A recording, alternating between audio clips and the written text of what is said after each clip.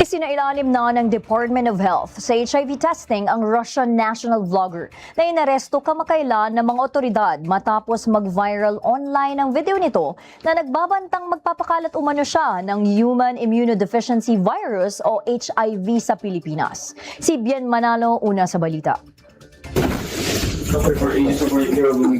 Kasunod ng pagkakaaresto kamakailan ng Bureau of Immigration sa Russian national vlogger na si Nikita Chekhov matapos mag-viral online ang kanyang video kung saan nagbitiw siya ng pagbabanta na magpapakalat umano ng Human Immunodeficiency Virus o HIV sa Pilipinas, ang pahayag niya ni Chekhov na nagdulot pa nga ng matinding takot at pangamba sa publiko. Dahil dyan, agad na isinailalim ng Department of Health sa HIV testing ang banyaga. At matapos ang isinagawang eksaminasyon, nagnegatibo naman sa HIV ang banyaga.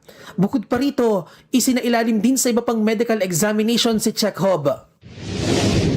HIV ay isa sa mga sakit na tinututukan ng Department of Health. Sometimes, kaya nga baka isang pwede natin gawin pag may mga undesirable, ipatest natin.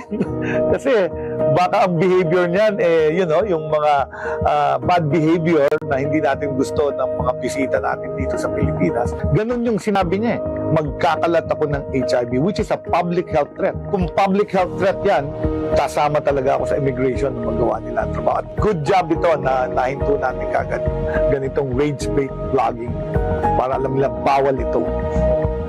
Nagbabala naman ang kagawaran kaugnay sa mga kumakalat na maling impormasyon sa social media tungkol sa HIV. Hinihikayat din ng kagawaran na tigilan na ang anumang uri ng diskriminasyon at pagpapakalat ng fake news na may kinalaman sa naturang sakit. Sa huling tala ng DOH, umaabot na sa halos 150,000 ang kaso ng HIV sa Pilipinas at halos 100,000 o 67% dito ay sumasailalim sa antiretroviral therapy. Patuloy naman ang serbisyo ng DOH sa mahigit 300 DOH HIV care facilities sa buong Pilipinas kung saan halos 200 dito ay treatment hubs at higit 100 naman ay primary HIV care facilities. Libre ang anumang serbisyo para sa HIV mula prevention, testing hanggang sa treatment kung sakaling magpositibo ang resulta sa HIV test. Mahigpit pa rin ang panawagan ng ahensya na gawing regular ang pagpapa-HIV test para malaman ang inyong status.